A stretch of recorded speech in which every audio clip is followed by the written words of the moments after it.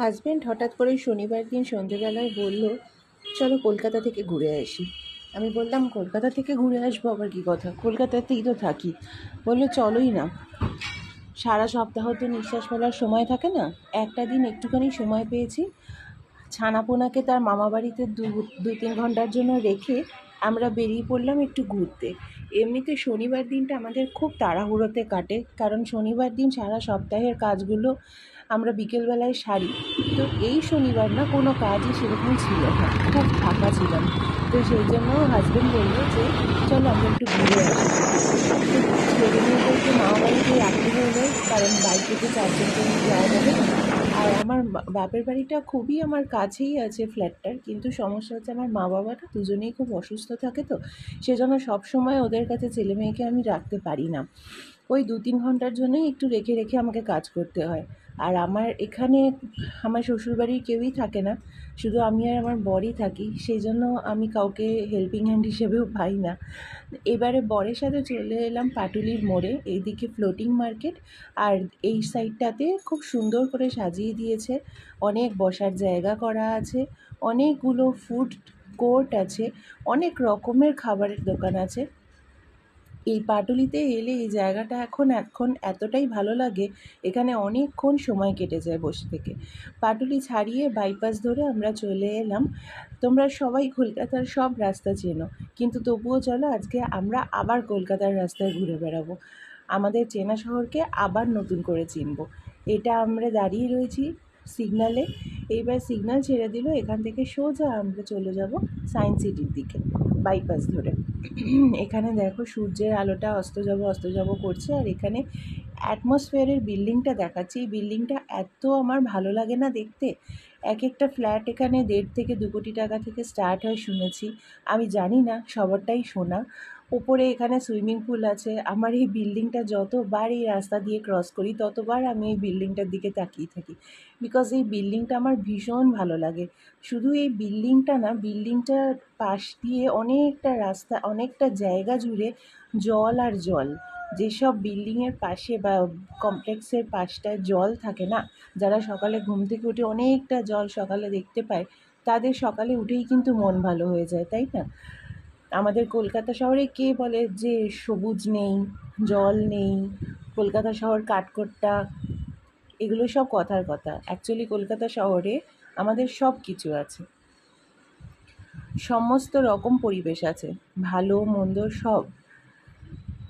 এই বিল্ডিংটা আমি বারবার থেকে থেকে ছবি তুলেই যাচ্ছিলাম, যতবার ওখান দিয়ে ক্রস করে যতটুকু দেখা যায় ততটুকু আমি ওই বিল্ডিংটাকেই খালি দেখে যাই। এখানটায় পাশ দিয়ে তো অনেকটা জল আছে, জানোই তোমরা সবাই, অনেকটা জায়গা জুড়ে জল আছে। এই ব্রিজটা দিয়ে সোজা নেমে এসে আমরা ভিক্টোরিয়ার পাশ দিয়ে নেমে থাকি, নেমে ওখান থেকে আরও সোজা আমরা চলে যাব। এখন শনিবার বলে একটুখানি রাস্তায় জ্যামজটটা না কম আছে। আর আজকে ওয়েদারটা খুব ভালো ছিল, না খুব গরম ছিল, না খুব ঠান্ডাও ছিল, বৃষ্টিও পড়ছিল না, আকাশে খুব সুন্দর মেঘ করেছিল। এখান দিয়ে সোজা এসে আমরা ওই খিদিরপুরের রাস্তাটায় ঢুকে গেছিলাম। আকাশে দেখো কি সুন্দর করে মেঘ করেছে, আর গাছগুলো এত সুন্দর দেখতে লাগছে। এই সন্ধে হয়ে আসছে এই সময়টায় খুব সুন্দর দেখতে লাগে চারদিকটা। এখানে অফিস টাইমের কিছু যাত্রীরা আছে যারা সারাদিন পর ক্লান্ত হয়ে ফিরছে। আমরা সব কিছুই দেখছিলাম, সব কিছুই দেখতে দেখতে আমি আবার বাইকে বসে কিছুক্ষণ ধরে গানও করি, গান করতে করতে দেখতে দেখতে আমরা যাচ্ছিলাম। সামনে চলে এসছে আতিয়ানার বাস। বাসটা থেকে মনে হলো যে যদি আমরাও একটু ঘুরে আসতে পারতাম, কিন্তু এখন সেটার উপায় নেই। ছেলের পরীক্ষা থেকে শুরু করে অনেক কিছুই এখন আছে মাথার ওপর। এবং আমরা এখানে চলে এলাম কাকার দোকানে। এই জায়গাটা আমাকে কমেন্টে জানাবে কারা কারা প্রত্যেক সপ্তাহে আসো, আর কারা কারা এই কাকার দোকান থেকে নিবু পানি খাও। এই কাকা কিন্তু নিবু পানি উইথ সোডা খুব সুন্দর বানায়। আর এই জায়গাটা সবার চেনা জায়গা, সবাই এখানে নিশ্চয়ই কখনো না কখনো এসেছো যারা কলকাতায় থাকো। কেউ কেউ হয়তো রেগুলার সপ্তাহে আসো, আমাদের তো আর রেগুলার আসা হয় না, কিন্তু ওই 2 মাসে 3 মাসে একবার অন্তত এখানে আসি। এই জায়গাটা তোমরা সবাই জানো। এখানে এসে আমরা দুজনে কিচ্ছু না, জাস্ট 1 কাপ করে নিবু পানি, আর কিছু মনে হলো না, খাওয়ার ইচ্ছা করলো। তবে নিবু পানি খেয়ে কিন্তু শরীরটা প্রচণ্ড ফ্রেশ হয়ে গেছিলো। আমরা আসার পরে পরে আমাদের সাথে সাথে আরও অনেক লোক কাকার নিবু পানির কাছে দাঁড়িয়ে পড়েছিল খাবে বলে। আমরা ওখান থেকে বেরিয়ে চলে এসেছিলাম, ধর্মতলার রাস্তাটায় চলে এসেছি। এখানে আশপাশ দিয়ে গাছগুলো আর গাছের পাশ দিয়ে এই ল্যাম্পপোস্টগুলো, এখানে এই যে লাইটগুলো লাগানো থাকে না, এগুলো না খুব সুন্দর লাগে দেখতে, আমার অন্তত লাগে। ইডেন গার্ডেনের পাশ দিয়ে যাচ্ছিলাম, আমার এই রাস্তাগুলো দিয়ে যতবারই যাই আমার মনে হয় না কোনোবারই আরে একই তো রাস্তা, একই তো গাড়ি, একই তো কলকাতা, একই তো জ্যাম, কোনোবারই মনে হয় না, কেন জানি না। আমার প্রত্যেকবারই এই রাস্তাগুলোকে খুব ভালো লাগে যেতে। হ্যাঁ, ওয়েদারটা ভালো হতে হবে, খুব গরম থাকলে একদম ইচ্ছা করে না বেরোতে, বিশেষ করে বাইকে করে। রেড রোডের এরিয়াটাতে যারা যারা যাও তোমরা তো সবাই জানো যে এই রাস্তাটা খুব সুন্দর সাজিয়েছে, তাই না? দুদিক দিয়ে এই ল্যাম্পপোস্টের গায়ে এই নীল নীল লাইটগুলো এত সুন্দর শোভা বাড়িয়েছে রাস্তাটার, মানে রাস্তাটায় মনে হয় যেন আমাদেরকে স্বাগত করার জন্যই এই জিনিসগুলোকে লাগানো হয়েছে। এরা সবাই আমাদেরকে ওয়েলকাম জানাচ্ছে এই রাস্তা দিয়ে যাওয়ার জন্য। রাস্তাটা সত্যি অসাধারণ লাগে আমার। এখান থেকে চলে এসেছিলাম, এইটা একটা অন্ধকার রাস্তা, শুনশান রাস্তা। অনেকে হয়তো এই রাস্তাটা চেনো জানো, কিন্তু অনেকেই চেনো না, জানো না। কলকাতায় এই ধরনের নির্জন নির্ঝুম রাস্তা, অন্ধকার থাকাটা অনেকের কাছেই জানে না যে এরকম কিছু রাস্তা একটা আছে। যারা ওই রেগুলার বেসিসে বাইক গাড়িতে করে যাতায়াত করে তারা জানো, কারণ এটা একটা শর্টকাট রাস্তা। এটা রেড রোডের একটা শর্টকাট রাস্তা যেটা তোমাকে সোজা নিয়ে যাবে পার্ক স্ট্রিট মোড়ে। দেখো এই রাস্তাটা কতটা অন্ধকার, কিচ্ছু দেখা যাচ্ছিল না, শুধু কয়েকটা বাইকের হেডলাইট জ্বলছিল। চারদিকে বড় বড় গাছ, কোনো স্ট্রিট লাইট নেই চারপাশ দিয়ে, বিস্তারিত ময়দানের মতন জায়গা, আর শুধু কয়েকটা বাইকের হেডলাইট আর গাড়ির হেডলাইট, এছাড়া আর কোনো আলো নেই। চারদিকটা খুব নির্ঝুমও ছিল, এমন নয় যে বাইকগুলো প্রচণ্ড হর্ন বাজাতে বাজাতে যাচ্ছিল। খুব সুন্দর এই রাস্তাটা লাগে, এবং কলকাতার মধ্যে এইরকম নির্জন নির্ঝুম রাস্তা কল্পনা করা যায় না অ্যাকচুয়ালি। এই রাস্তাটা সোজা আমাদেরকে নিয়ে চলে আসে পার্ক স্ট্রিটের মোড়ে, আমাদের সকলের চেনা সকলের প্রিয় পার্ক স্ট্রিটের মোড়। যে মোড়টা দেখলেই মনে হয় ক্রিসমাস বোধহয় এসে গেল, নিউ ইয়ার বোধহয় এসে গেল, এক্ষুনি পার্ক স্ট্রিট সাজানো হয়ে যাবে।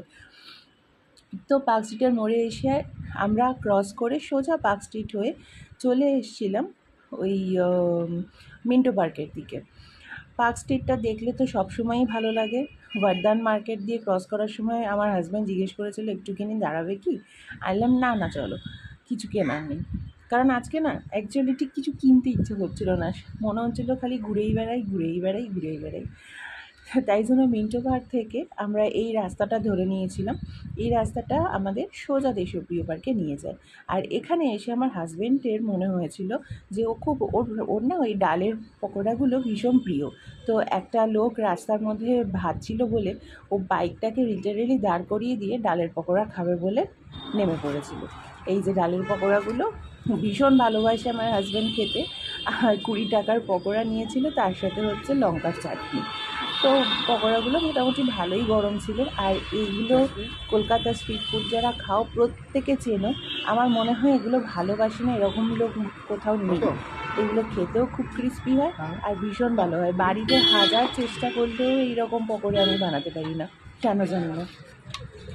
এই পকোড়াগুলো আমি আমার হাজব্যান্ড মিলে খেয়ে নিয়েছিলাম, ওই 20 টাকার পকোড়া দুজনে মিলে খেয়েই পেট ভরে গেছিলো, অনেকগুলো খাই, একটু আধটু না। তো এগুলো পকোড়াগুলো আমরা খেয়ে দিয়ে আবার বেরিয়ে পড়েছিলাম দেশপ্রিয় পার্ক হয়ে, গড়িয়াহাট হয়ে। হ্যাঁ, এই জায়গাগুলো তো সবাই চেনোই। দেশপ্রিয় পার্কের আসার আগে যে ওই ফুল টুল, শিশুমঙ্গলে আসার আগে যে জায়গাগুলো, রাস্তায় খুব বেশি জ্যামজটও ছিল না, আবার খুব হালকাও ছিল না। এমন নয় যে অনেকক্ষণ ধরে জ্যামে দাঁড়িয়ে থাকতে হচ্ছিল, আবার এমন নয় যে কোনো জ্যামই ছিল না, মোটামুটি ছিল। মোটামুটি খারাপও লাগেনি ঘুরতে, কারণ অনেক অনেক দিন পরে না আমি আর আমার হাজব্যান্ড এরকম বাইকে করে ঘুরতে বেরিয়েছিলাম। আমাদের অ্যাকচুয়ালি এটাই যে সকালের থেকে রাত অবধি আমাদের সত্যি নিঃশ্বাস নেওয়ার সময় থাকে না। আমি হাজার চেষ্টা করেও কোনো দিন ডেইলি ব্লগ করে উঠতে পারিনি জানো, কারণ আমি যে কখন কি করি সেগুলো আমার মোবাইলে ক্যামেরাবন্দি করে ওঠাই হয়ে ওঠে না। তবুও খুব চেষ্টায় আছি একটা অন্তত ডেইলি ব্লগ যাতে আমি করতে পারি। আপাতত এইটা আমার এই ব্লগটা কেমন লাগলো আমাকে কিন্তু প্লিজ সবাই কমেন্ট করে জানিও।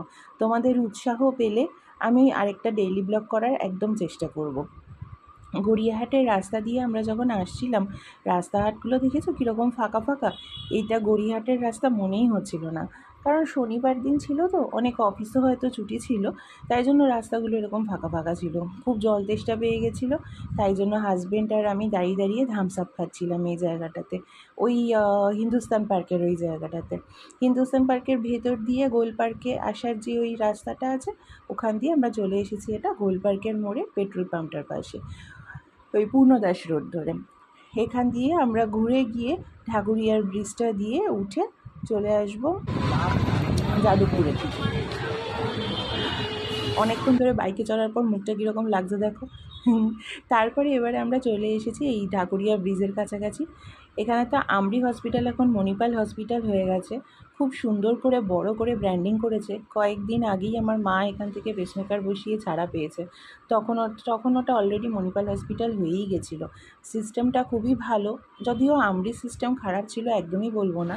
জানি না কেন মণিপাল হসপিটাল আমরিকে কিনে নিয়েছে, এটা তো বড় বড় ব্যাপার, আমরা তো জানি না, বাট ভালোই হয়েছে।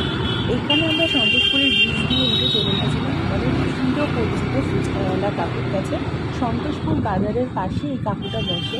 তোমরা এখান থেকে কারা কারা ফুচকা খেয়েছো প্লিজ জানিও। এই কাকুটা খুব সুন্দর ফুচকা মাখে। এই কাকুটা জানো তো আবার ফুচকার উপর আলুর দম দিয়েও দেয়। আমরা এবার অবশ্য খাইনি, কিন্তু আমি একটু করে মোটামুটি খাই ফুচকার মধ্যে আলুর দম দিয়ে।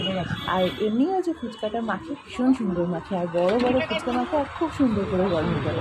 এই কাকুটা ভীষণ ভালো। তোমরা যদি যারা যারা খাও, যদি কখনো তোমাদের যাওয়া হবে, অবশ্যই এই কাকুর থেকে না ফুচকা খাওয়াটা ট্রাই করবে। আমি কথা দিচ্ছি তোমাদের, তোমরা যদি একবার ফুচকা খাও তাহলে তোমরা বলবো যে হ্যাঁ আমরা এখান থেকে আবার ফুচকা খাবো। খুব সুন্দর করে ফুচকাটা মাখে। আমি আর আমার বর মিলে ফুচকা খেয়ে নিলাম, বেশ অনেকগুলো ফুচকা খেয়ে নিয়েছিলাম, পেট ভর্তি হয়ে গেছিলো জানো না ফুচকা খেয়ে। এত খিদে, এত পেট ভর্তি করে ফুচকা খেয়েছিলাম না যে রাত্রিবেলায় খেয়েই উঠতে পারছিলাম না, এত ফুচকা খেয়ে নিয়েছিলাম। তারপরে আমরা ব্রিজ থেকে নেমে এলাম। এখানে আমার একটুখানি এগোলেই আমার বাপের বাড়ি। আমাকে নামিয়ে দিয়ে হাজব্যান্ড চলে গেছে ছেলে মেয়েকে আনতে ওদের মামা বাড়ি থেকে, নিয়ে সোজা বাড়ি। এবারে আমি এখান থেকে রিক্সা ধরে আমার বাড়িতে ফ্ল্যাটে চলে যাব, আর ও ওখান থেকে ছেলে মেয়েকে নিয়ে ফ্ল্যাটে চলে যাবে। আমার এই কলকাতা শহর ঘোরাটা কেমন লাগলো একটু জানিও। জানি এটা পাগলামি, তবুও একটু জানিও। যদি কারোর ভালো লেগে থাকে, সবাই ভালো থেকো।